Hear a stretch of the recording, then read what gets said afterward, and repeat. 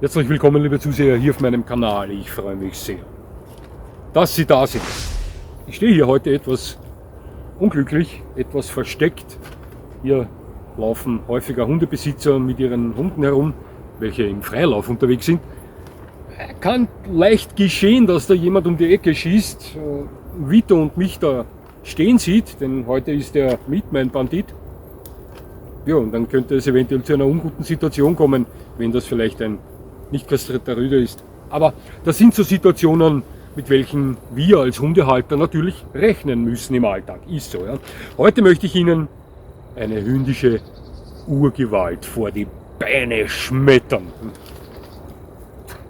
Ein irrer Hund. Ja.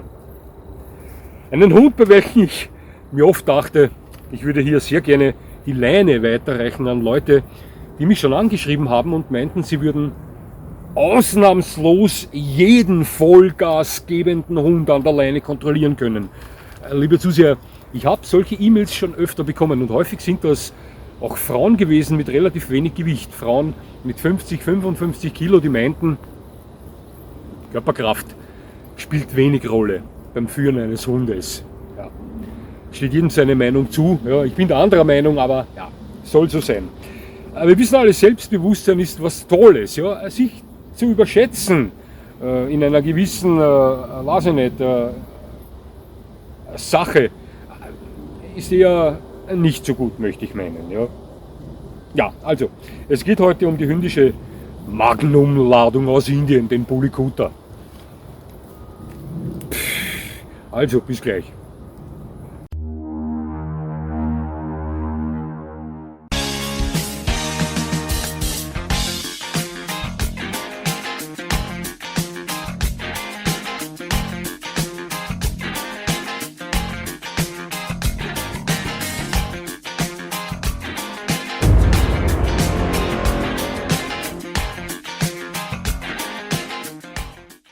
Nun,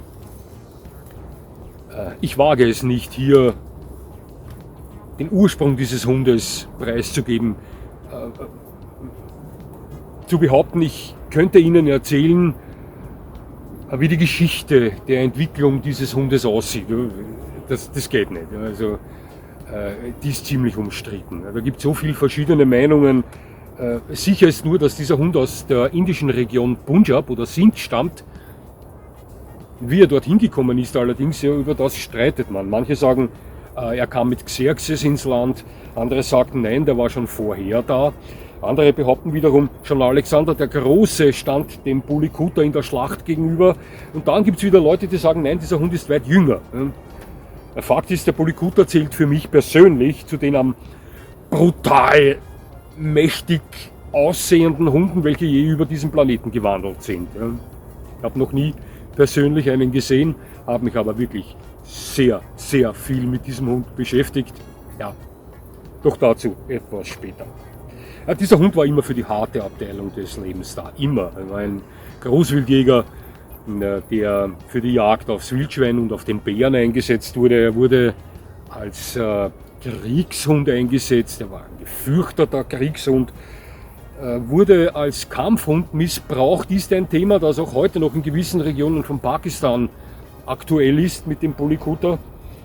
Und selbstverständlich war er auch immer ein Einsatz als effektivster Wach- und Schutzhund, ist er bis heute.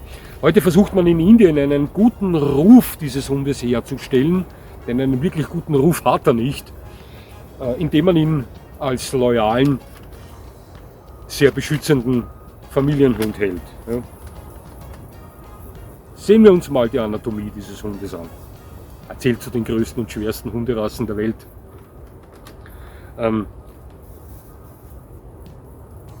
Dieser respekteinflößende, sabbernde Gigant, wenn ich so sagen kann, erreicht manchmal Schulterhöhen von 1 Meter. Ist nicht gang und gäbe. Zumeist bewegen sich diese Hunde von Hündin zu Rüde zwischen 70 und 90 Zentimetern Schulterhöhe. Sind Riesen. Ja. Auch das Gewicht ist nicht weniger beeindruckend, denn Bulikutas mit weniger als 50 Kilo Gewicht werden Sie nur äußerst selten finden. Zarte Hündinnen vielleicht. Zumeist geht es hier ab 50 Kilo aufwärts. Bulikutas mit 100 Kilo Gewicht sind keine Seltenheit.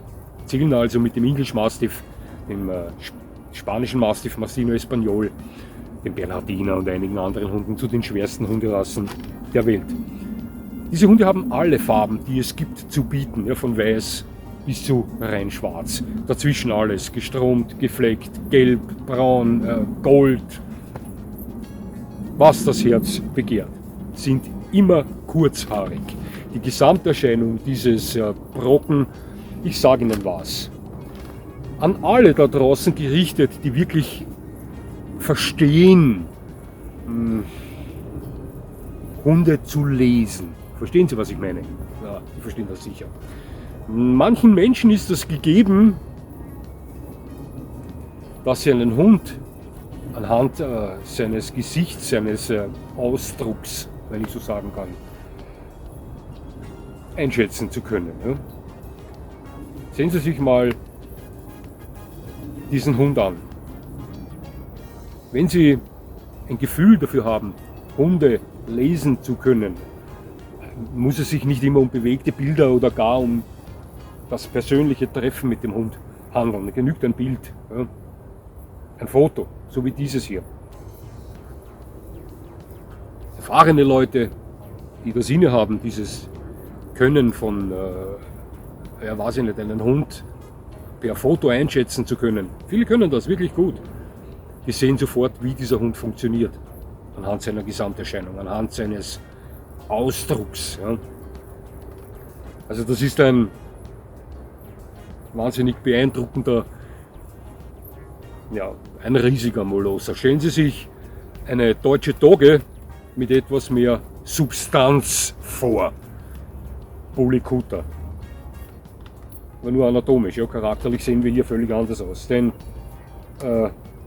charakterlich müssten Sie sich zusätzlich zur deutschen Dogge mit mehr Substanz einen pfeffrigen Dogo Argentino vorstellen. Dann wissen Sie, wie das ist, wenn ein Polycutter vor Ihnen steht. 90% aller Polycutters. Schauen Sie, ich sage Ihnen was. Ich sage absichtlich 90%, da ich nicht zählen kann, wie oft ich meinen Zusehern per E-Mail schon geantwortet habe. Individuum. Ich behaupte das so oft. Ich sage Ihnen was. Ich behaupte es oder ich erkläre das jetzt nochmal. Obwohl ich weiß, dass ich wieder E-Mails bekommen werde, die dieses Thema aufgreifen werden. Als Beispiel nehme ich den Dobermann her. Ich weiß nicht, wie viele Dobermänner ich kannte, aber es waren viele. Der Großteil dieser Hunde stellte einen Hund dar, so wie ihn der Rassestandard beschreibt.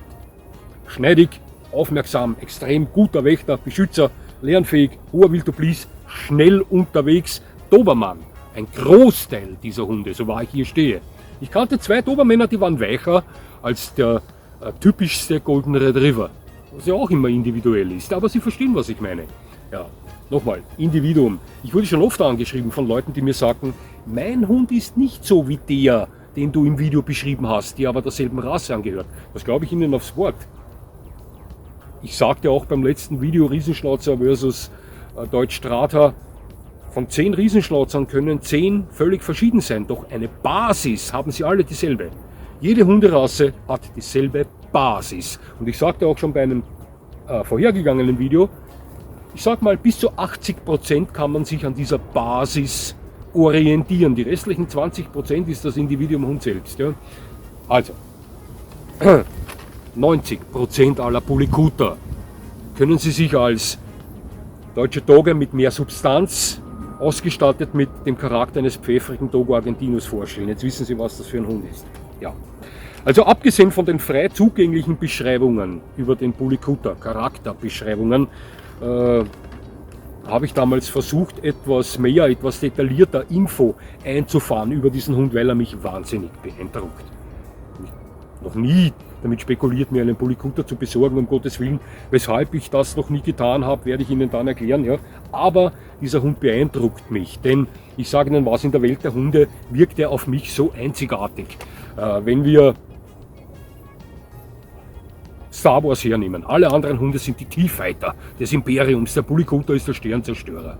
Lord of the Rings, alle anderen Hunde sind die Orks, der Polycutter ist der Troll. Oder Game of Thrones, die Wildlinge hinter der Mauer sind die anderen Hunde, Polikutas sind die Riesen. Wir könnten dieses Spiel jetzt noch lange weiterspielen, aber ich glaube, das passt so. Ja. Ich habe also versucht, mit Polikuta-Besitzern Kontakt aufzunehmen. Ist mir auch gelungen, ist schon einige Jahre her. Und hegte Schriftverkehr mit einem Pakistani und mit einem Inder. Das habe ich schon einige Mal erzählt, sicher 2, 3 Mal. Ja, wir haben da Englisch miteinander geschrieben und ich ließ mir diese Hunde von diesen Leuten erklären. Beide, der Pakistani und der Inder, beschrieben mir denselben Hund. Die ähnelten sich 1:1. Sowohl der Pakistani wie auch der Inder lebten mit diesen Hunden im ländlichen Gebiet, nicht im urbanen Gebiet. Ja, diese Hunde waren sabbernde, große, enorm starke, sehr kinderliebe Monster, die jeden gleichgeschlechtlichen Hund ausradieren wollten und dasselbe auch veranstalten wollten bei fremden Menschen, die deren Familie zu nahe kamen. Krieger. Diese Hunde waren Krieger. Krieger, welche keine Frau da draußen mit einem Körpergewicht von 50 Kilo kontrollieren könnte an der Leine. Das garantiere ich Ihnen. Auch wenn jetzt vielleicht wieder das eine oder andere E-Mail bei mir ankommt, das hat alles nur mit Gehorsam zu tun und so weiter. Ja, in der Theorie geht alles, liebe Zuseher. Doch in der Praxis, wenn man da unterwegs ist, wir wissen alle, sagt niemals nie, jeder Hund kann austicken. Wegen was auch immer. Schauen Sie, bleiben wir am Boden. Und wenn Ihnen solch ein Hund austickt, weil er erstens von Grund auf schon dazu neigt, etwas mehr Pfeffer zu zeigen, bei bis zu 100 Kilo Körpergewicht und knapp 1 Meter Schulterhöhe, ja, dann sind sie abgemeldet. Ich sage Ihnen was, ich war damals mit diesem English Mastiff mit knapp 100 Kilo oder 100 Kilo am Tullner Messegelände unterwegs, als seine Besitzerin aufs WC gegangen ist. Mir wurde versichert, der Hund ist ruhig, ist ausgeglichen, dem ist alles egal, so war es auch. Ich bin mit ihm immer 10 Meter auf, 10 Meter abgegangen mit diesem Bullen. Doch hätte der dort ausgedickt und ich werfe so um die 90 Kilo auf die Waage. Der wäre mit mir Schlitten gefahren auf diesem Gelände. Ich hätte keine Chance gehabt, der Mastiff wäre mit mir abgefahren. So viel zum Thema, liebe Damen, Sie mit 50 Kilo können jeden noch so gasgebenden Hund an der Leine kontrollieren. Ja. Nicht böse sein, war auch nicht böse gemeint, ist nur eine Sache. Ja, was soll ich sagen? Ja, also, diese beiden beschrieben mir diesen Polikuta auf selbe Art und Weise. Ein mit Pfeffer ausgestattetes, der Familie gegenüber extrem loyales, sehr sanft zu Kindern funktionierendes Kraftmonster, das viel sabbert. Das ist ein Wahnsinnshund.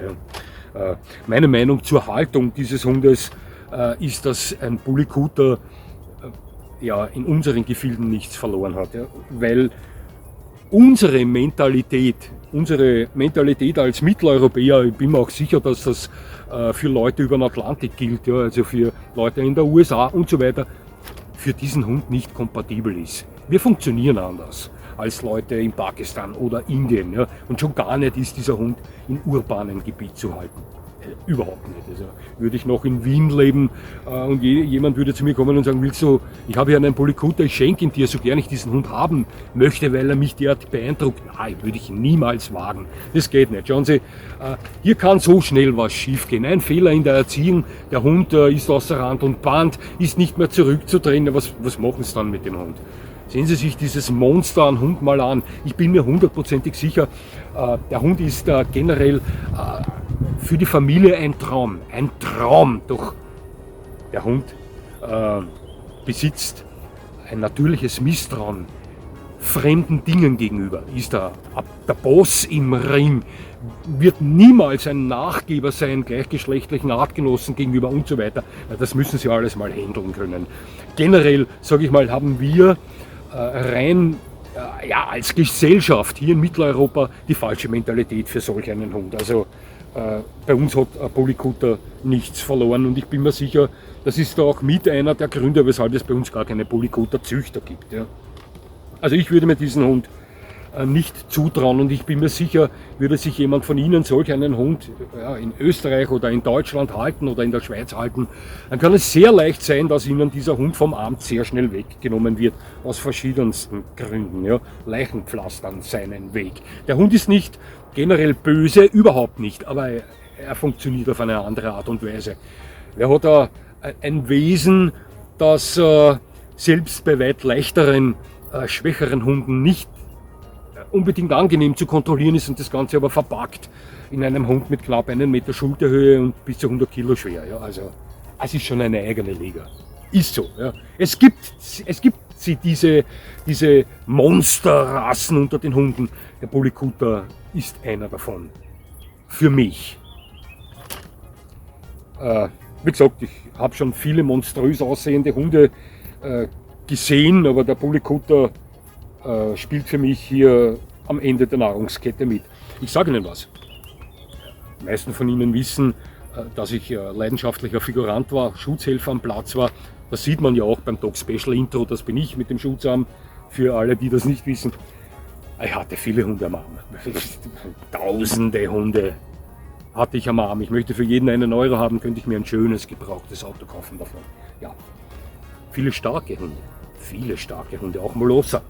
Ich figurierte einen wahnsinnig starken Bullmastiff, figurierte einen vorigen Mastino Napolitano. Ich figurierte viele schwere Rottweiler. Ich hatte viele starke Hunde am Arm.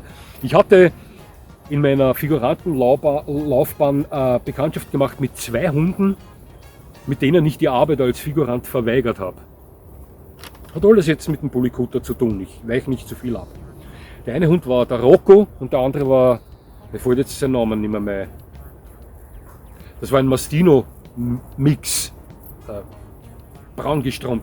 Mir fällt sein Name nicht mehr ein. Vor 10 Minuten wusste ich ihn noch oder vor 20 Minuten. Egal. Diese beiden Hunde waren nicht armsicher. Ja, da gab es mit Rocco mal einen Zwischenfall am Abrichteplatz mit meinem Onkel, der ebenfalls Figurant war, so wie ich.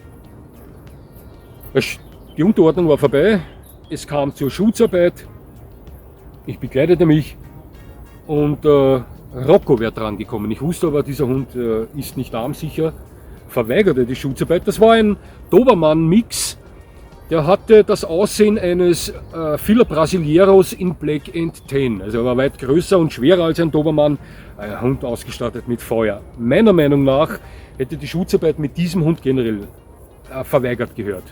Aber ja, waren einige wilde Hunde bei unserem Abrichterplatz. Zweibeinige wilde Hunde, ja, und wir zogen das halt trotzdem durch.